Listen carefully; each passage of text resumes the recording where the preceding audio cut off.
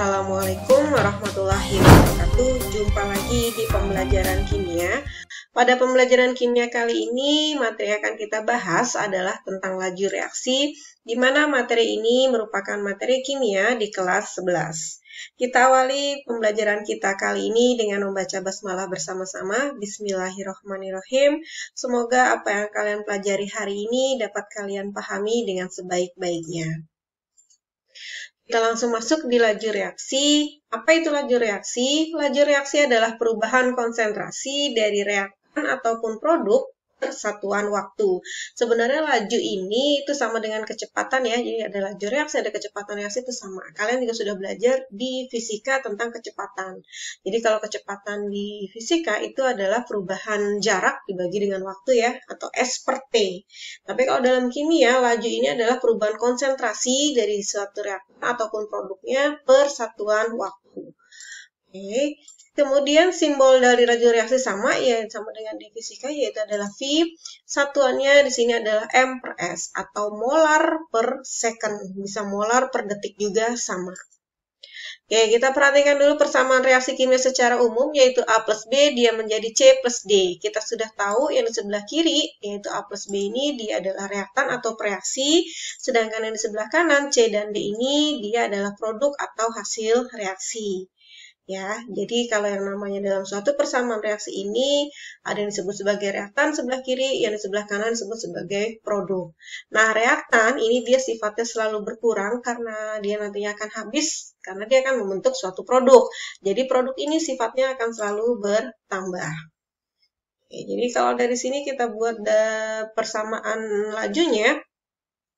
Untuk VA artinya laju untuk zat A, di sini adalah delta, artinya adalah perubahan ya, perubahan konsentrasi, tanda kurung siku itu artinya adalah konsentrasi. Konsentrasinya si A dibagi dengan delta T atau perubahan waktunya. Di sini tandanya minus, karena kenapa minus? Karena dia sebagai reaktan yang sifatnya selalu berkurang. Begitu juga untuk yang B. Ketika lajunya si B kita buatkan rumusnya, itu dia menjadi delta konsentrasi B per delta T. Ini pun juga sama, tandanya minus yang artinya dia sebagai pereaksi. Kemudian kalau untuk yang C, dia di sini jadi VC sama dengan plus delta konsentrasi C per delta T. Begitu juga untuk yang D, VD sama dengan plus delta konsentrasi D per delta T. Jadi si C sama si D lajunya itu dia tandanya adalah positif, yang menandakan dia adalah produk yang sifatnya selalu bertambah. Oke. Kita lihat di sini ada contoh reaksinya, yaitu dari ada 2 SO2 plus O2, dia menjadi 2 SO3. Oke, reaksi ini sudah setara ya, S-nya di kiri 2, di kanan juga 2. O-nya di sini 2 kali 2, 4, ditambah 2, 6. O-nya di sini 3 kali 2 juga 6, jadi sama sudah setara.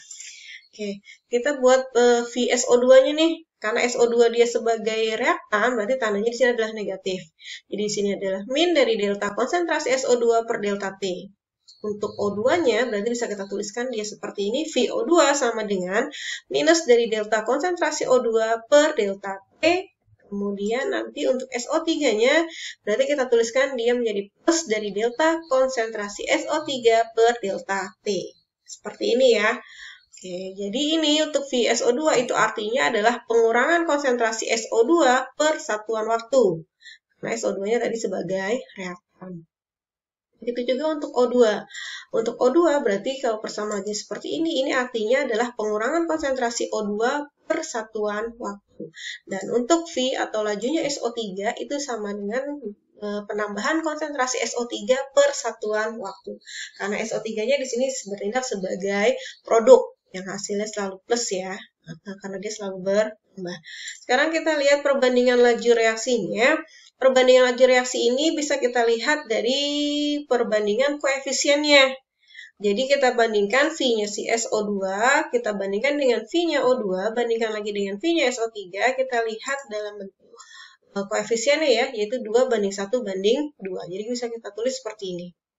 Perbandingan laju antara SO2, antara O2 dan SO3 yaitu 2 banding 1 banding 2 atau sesuai dengan perbandingan koefisiennya. 2, 1, 2. Oke. Kita lanjut di contoh laju reaksi. Nah, contoh laju reaksi ini ada dua macam, yaitu ada reaksi yang berlangsung cepat. Di sini salah satu contohnya yaitu adalah ledakan kembang api. Dan ada juga reaksi yang berlangsung lambat, salah satunya yaitu adalah reaksi perkaratan besi. Jadi ada yang berlangsung cepat, ada yang berlangsung lambat. Ini dia adalah salah satu contohnya. Kemudian kita bahas dulu tentang konsentrasi atau molaritas. Konsentrasi atau molaritas ini yang tadi sudah kita lihat di awal, yaitu simbolnya adalah M atau tanda kurung siku seperti ini. Ya, kemudian satuan dari molaritas itu bisa ditulis sebagai M besar saja atau bisa ditulis sebagai mol per liter. Nah, konsentrasi sendiri ini dia mempunyai definisi, yaitu menyatakan jumlah mol zat terlarut pada tiap satuan volume larutan. Yang kita lihat nanti adalah zat terlarutnya dan juga larutannya. Rumusnya itu untuk konsentrasi ada 3. Yang pertama adalah M sama dengan mol per V, V-nya di sini dalam liter. Molnya itu bisa kita tulis sebagai N, V-nya tetap seperti ini. Jadi rumus yang pertama itu adalah M sama dengan N per V, tapi V-nya di sini dia dalam liter. Oke, ini tadi keterangannya, N-nya adalah mol zat terlarutnya, V-nya adalah volume larutannya. Bedakan zat terlarut dengan larutan. Zat terlarut itu artinya zat yang dilarutkan, kalau larutan itu sudah gabungan antara zat terlarut dengan larutnya. Kemudian yang kedua rumus untuk konsentrasi yaitu M sama dengan GT per MR kali 1000 per V. V-nya sama-sama di sini pakai V, tapi kalau dalam bentuk soal yang rumus yang kedua, V-nya di sini satuannya adalah mililiter, sedangkan di sini V-nya satuannya dalam liter. Oke. Jadi di sini GT-nya adalah gram zat terlarut, sedangkan MR adalah massa molekul relatif. Jadi MR-nya terlarutnya ya. Nah, ini satu kesatuan nih. Kemudian rumus yang ketiga yaitu adalah M sama dengan 10 dikali rho dikali dengan persen dibagi dengan MR. Ya, rho-nya adalah massa jenis larutan, sedangkan persen di sini adalah persentase massa zat tersebut. Jadi nanti mau pakai rumus yang mana, nomor 1, 2, atau 3, tergantung di soal yang diketahui apa dulu. Ya, langsung di contoh soal yang pertama. Contoh soal yang pertama ada soal seperti ini. Dalam suatu ruang terdapat reaksi ini, ya, 4NH3 plus 5O2 menjadi 4NO plus 6H2O. Jika pada suhu tertentu laju reaksi pembentukan uap air adalah 0,36 molar per second. Tentukanlah yang A laju reaksi perubahan O2, yang B adalah laju reaksi pembentukan gas NO. Oke, kita tulis dulu di sini persamaan reaksi yang sudah ada di soal ya. Oke, karena reaksi ini sudah setara, kamu silakan cek reaksi ini sudah setara ya. Kalau belum, seperti biasa kamu harus setarakan dulu. Nah, kita lihat perbandingan laju reaksinya. Jadi kita bisa tulis VNH3 berbanding VO2 berbanding lagi dengan V-nya si NO berbanding lagi dengan V-nya H2O. Jadi kita bisa tulis perbandingannya yaitu 4 banding 5 banding 4 banding 6. Karena di sini koefisiennya 4, 5, 4, 6. Oke, ini dia awalan kita. Kemudian kita mau mencari yang A. Yang adalah laju reaksi perubahan O2. Yang ditanyanya lajunya O2, yang diketahui adalah lajunya uap air atau air ya. Jadi di sini kita bandingkan V-nya O2 dengan V-nya H2O. V-nya si O2 berapa koefisiennya? Lihat sini O2-nya adalah 5, H2O-nya adalah 6. Berarti bisa kita tuliskan di sini adalah 5 berbanding 6. Oke, berarti VO2 banding VH2 bisa kita tuliskan juga bentuknya seperti ini, sama ya, karena bagi ini titik 2 ini sama dengan atau sepernya. Jadi VO2 per VH2O ini sama dengan yang di kanannya menjadi 5 per 6. Setelah ini tinggal kita kali silang karena yang ditanya adalah VO2, berarti VO2-nya tetap di sebelah kanannya yaitu 5 per 6.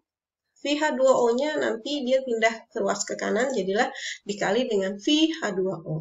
Kita masukkan angkanya, ini adalah 5 per 6, dikali dengan VH2O. H2O-nya adalah 0,36 molar per second. Kita masukkan seperti ini. Jadilah kita peroleh nanti hasilnya, yaitu adalah 0,3 molar per second. Karena 0,36 dibagi 6 hasilnya adalah 0,6, tinggal 0,06 ya, kalikan dengan 5. Oke, kita lanjut. Yang B.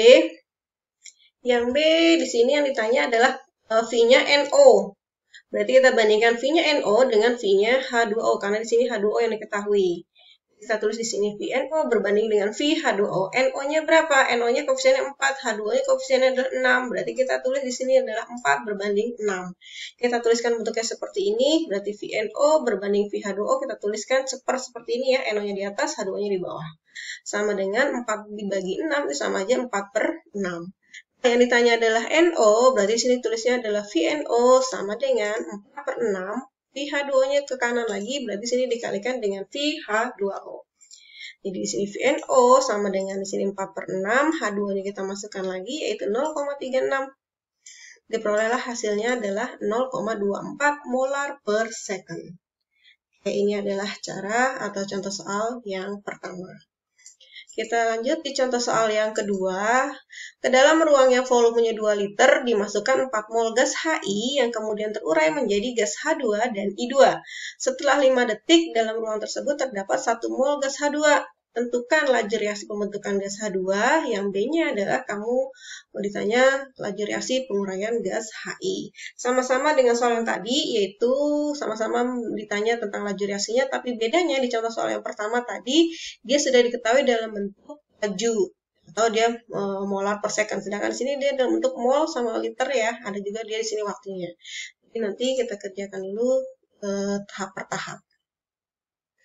Samaan reaksinya di sini ada HI terurai, berarti HI terurai menjadi H2 plus I2. Tinggal kita setarakan, H-nya di kanan 2, berarti sini kalikan 2. Di I-nya 2, sini I-nya juga sudah 2. Berarti reaksi ini sudah setara, kemudian kita tulis mula-mulanya. Mula-mula ada siapa di sini? 4 mol gas HI. Berarti sini tulislah dia di sini 4 mol. Kemudian terurai menjadi H2 dan I2. Nah, setelah 5 detik, dalam ruang tersebut terdapat 1 mol gas H2. Jadi kita tulis nih setelah 5 detik ada H2-nya ini nih. Ada 1 mol seperti ini. Oke. Berarti di awal mula-mula itu H2, I2 tidak ada karena dia adalah produk-produk mula-mula belum terbentuk. Karena dia 1 mol untuk koefisien 1, berarti nanti dia di sini setelah 5 detik karena dia koefisien 2, berarti ini kita tulis adalah 2. Karena ini 1 kali 1, 1 bagi 1, 1. Berarti ini kita kalikan dengan koefisiennya. 2 berarti kita tuliskan adalah 2 mol. Di sini koefisiennya 1, berarti di sini juga 1 mol. Ya. Jadi sesuai dengan perbandingan koefisiennya di sini 2, 1, 1. Karena dia di sini diketahuinya adalah 1 mol dalam soalnya. Oke, kita lanjut. Yang ditanya adalah laju reaksi pembentukan gas H2. Nah, gas H2 itu adalah yang ini. Berarti kita cari dulu molaritas H2-nya, karena kan dia di sini dalam bentuk mol, bukan molaritas. Berarti kita cari dulu molnya, molaritasnya yaitu dengan rumus mol per V. Nah, jadi di sini molnya H2 dibagi dengan V-nya larutan. Molnya H2 adalah 1, V-nya tadi volumenya adalah 2 liter. Berarti kita tulis adalah 1/2, sama dengan 0,5 mol per liter. Oke, baru kita taruh di rumus VH2. VH2 berarti di sini adalah delta dari konsentrasi H2 per delta T. Tandanya adalah positif karena H2-nya bertindak sebagai produk. Oke, kita masukkan konsentrasi H2-nya yaitu 0,5. Berarti kita tulis di sini 0,5 dibagi 5. Karena dia delta T-nya atau waktunya adalah 5 detik setelah 5 detik. Berarti dari awalnya dia menjadi 5 detik, berarti artinya 5 dikurangi 0. Atau kita tulis sini adalah 5 detiknya. Di 0,5 dibagi 5, dia hasilnya adalah 0,1 molar per detik. Selanjutnya yang B adalah laju reaksi penguraian gas HI. Di sini adalah HI-nya. Ya. Sama seperti tadi, kalau ini kan belum ada molaritasnya ya, jadi dia di sini dalam bentuk mol. Kita langsung masuk saja ke rumusnya, yaitu VHI itu adalah delta dari konsentrasi HI per delta T. Di sini minus karena HI sebagai reaktan. Kita masukkan karena dia di sini mula-mula ada 4 mol, setelah 5 detik ada 2 mol, berarti nanti kita buat konsentrasinya seperti ini nih. Molnya adalah 4 dikurangi 2, berarti dia mula-mula dikurangi yang sudah 5 detik dibagi dengan volumenya. Nah, tadi kita volume larutan adalah 2 ya. Dibagi dengan delta T-nya yaitu 5. Jadi ini adalah rumus konsentrasi, ini adalah delta T-nya. Oke, kita peroleh adalah min yang atas 4 dikurangi 2 hasilnya 2, bagi 2 hasilnya 1. 5, kita tulis 1/5 itu sama dengan 0,2 molar per detik. Oke, seperti ini dia adalah laju reaksi yang ditanya. Kita lanjutkan materi selanjutnya, yaitu tentang teori tumbukan. Apa itu tumbukan? Tumbukan itu adalah peristiwa tabrakan dua benda karena adanya gerakan. Oke, dalam reaksi kimia, tumbukan adalah peristiwa tabrakan antara partikel bereaksi untuk menghasilkan produk. Ya, jadi semakin banyak jadi tumbukan, maka reaksi akan berlangsung semakin cepat. Sebaliknya, jika tumbukannya semakin sedikit, berarti reaksi akan berlangsung semakin lambat. Cara terjadinya tumbukan efektif ada dua, karena tidak semuanya tumbukan itu bersifat efektif. Ya. Tumbukan dikatakan efektif jika yang pertama itu adalah energinya harus cukup. Kenapa? Karena dengan energi yang cukup, dia akan menghasilkan reaksi atau dia akan menghasilkan produk. Sedangkan kalau energinya dia tidak cukup, berarti dia tidak menghasilkan produk atau tidak menghasilkan reaksi. Kemudian yang kedua, arah tumbukannya dia harus tepat agar ikatan baru dapat bentuk. Oke, tumbukan efektif dan tidak efektif kita bandingkan kedua gambar ini. Ada gambar A dan juga gambar B. Gambar A di sini ada zat A dengan BB, di sini pun juga A dengan A, B dengan B. Ketika A dengan B, A2 atau B2 ini kita reaksikan, ini berarti sebagai reaktannya ini adalah produknya nih. Ketika kita perhatikan di reaktan dan produknya, AA dengan BB ketika terjadi tumbukan, dia tidak menghasilkan, kita di gambar A-nya ya, dia di sebelah kanan tetap menjadi AA dan juga B dengan B. Jadi di gambar A ini nanti dia tumbukannya tidak memungkinkan terjadinya reaksi karena dia tidak menghasilkan produk. Artinya ini kan reaktan dan produknya sama-sama si A dengan juga AA. Ya, karena dia tidak mungkin kan terjadinya reaksi, maka tumbukan yang A ini disebut sebagai tumbukan tidak efektif. Kita bandingkan di gambar yang B. Di gambar yang B ini sama-sama AA dan juga BB. Ketika dia bertumbukan, dihasilkan AB, di sini juga AB. Atau kita tuliskan dia bisa menjadi 2AB. Ya, jadi di gambar B ini dia tumbukannya memungkinkan terjadinya reaksi. Kenapa? Karena dihasilkan produk. Ya, jadi reaktan dan produknya dia beda. Kalau ini kan tadi reaktan yang misalnya ini produknya juga tetap dia, berarti dia tidak menghasilkan reaksi. Makanya disebut tidak efektif yang A. Sedangkan yang B karena dia produk yang dihasilkan berbeda dengan dari reaktannya, berarti dia dikenal dengan istilah tumbukan efektif. Ya, jadi seperti itu membedakan tumbukan efektif dan tidak efektif.